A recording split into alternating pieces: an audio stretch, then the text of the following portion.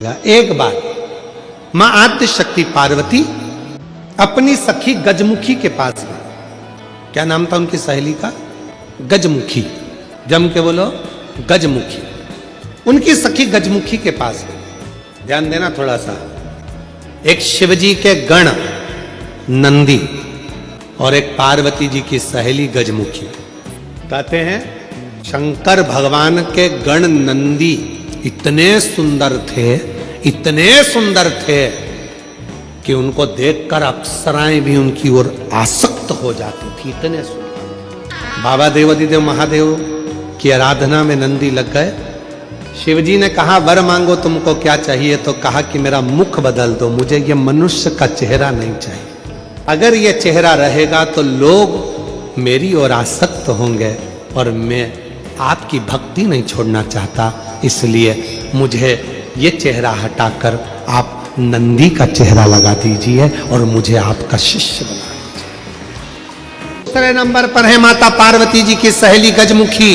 इतनी सुंदर थी, इतनी सुंदर थी, इतनी सुंदर, जो आज के जमाने में दिन भर इंस्टाग्राम पर और फेसबुक पर और ना जाना कौन कौन से वो सोशल मीडिया पे आप जितनी भी सुंदर सुंदर कहते हो ना, कितनी सुंदर, कितनी सुंदर,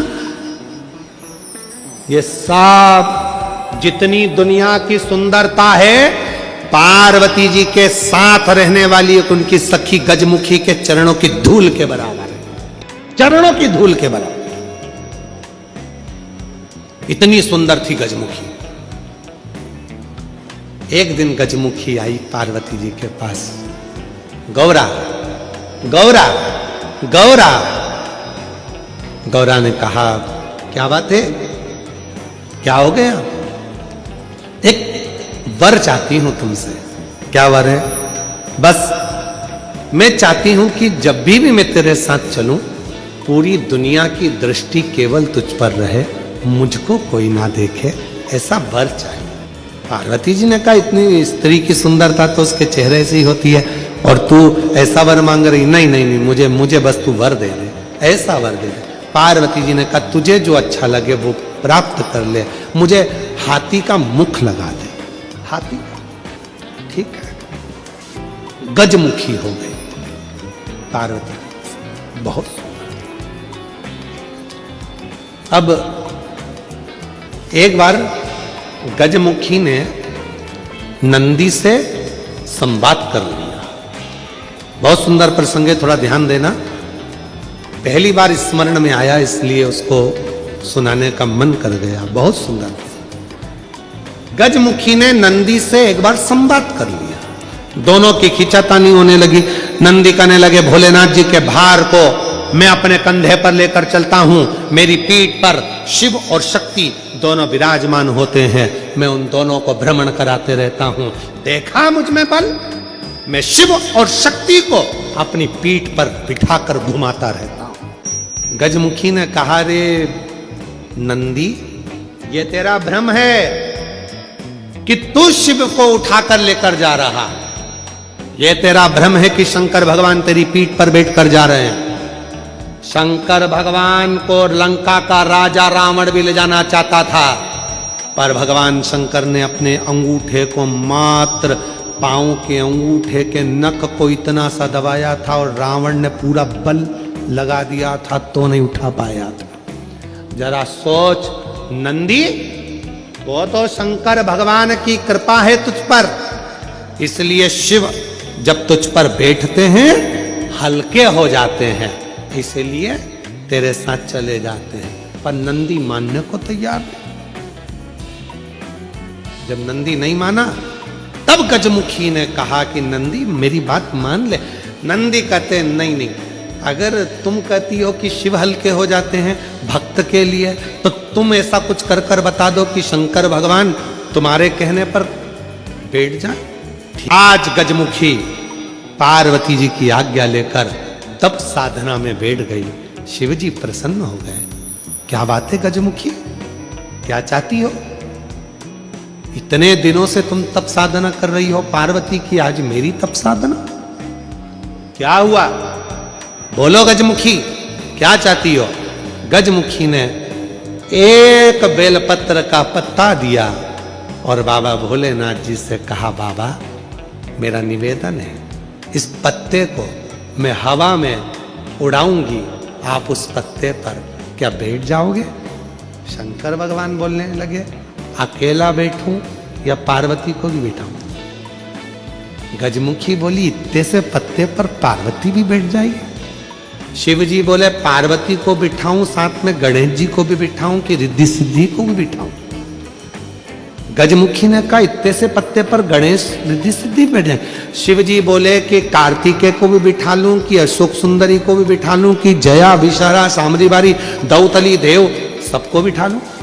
इतना बड़ा परिवार सब बैठ जाएगा? इतने में शिव जी बोले कि भगवान विष्णु और लक्ष्मी को भी बिठा लूं क्या? कहा, विष्णु लक्ष्मी?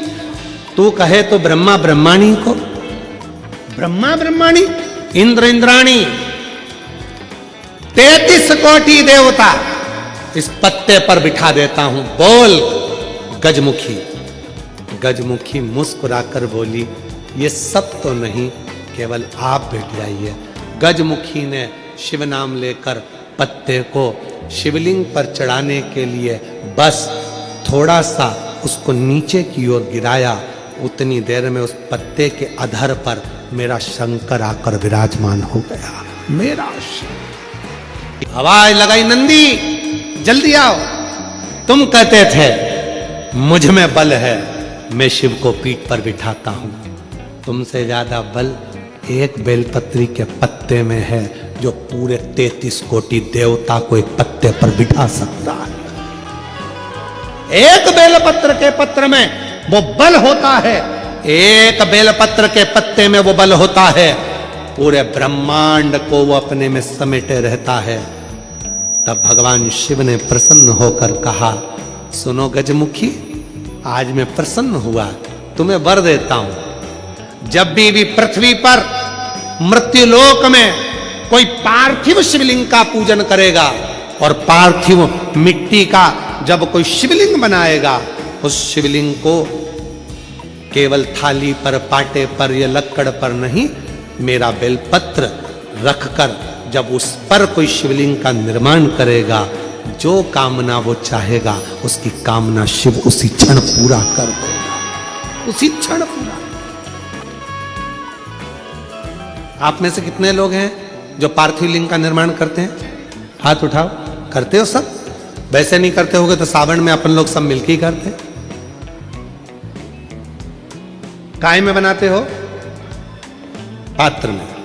पात्र के अंदर जब शिवलिंग का निर्माण करते हो तो सबसे पहले नीचे एक बेलपत्र रखा,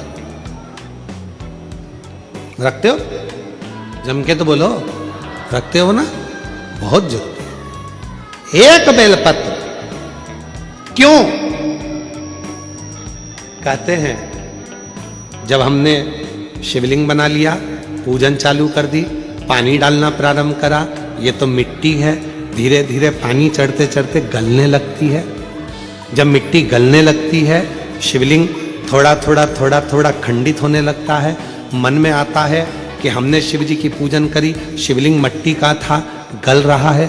शहद चढ़ाने से, दूध चढ़ाने से, जल चढ़ाने से, अभिषेक करने से मिट्टी गलने लगी है, शिवलिंग खंडित होने लगा है। शिव महापुराण की कथा कहती है, पार्थिव लिंग को, मिट्टी के शिवलिंग को जब हम बेलपत्र के ऊपर निर्माण करते हैं, पार्थिव शिवलिंग बनाकर पूजन करते हैं, तो वो मिट्टी का शिवलिंग अगर गल भी जाए, टूट भी जाए, पानी में बह भी जाए, तो याद रखना वो कभी खंडित नहीं माना जाता, वो अखंड ही माना जाता।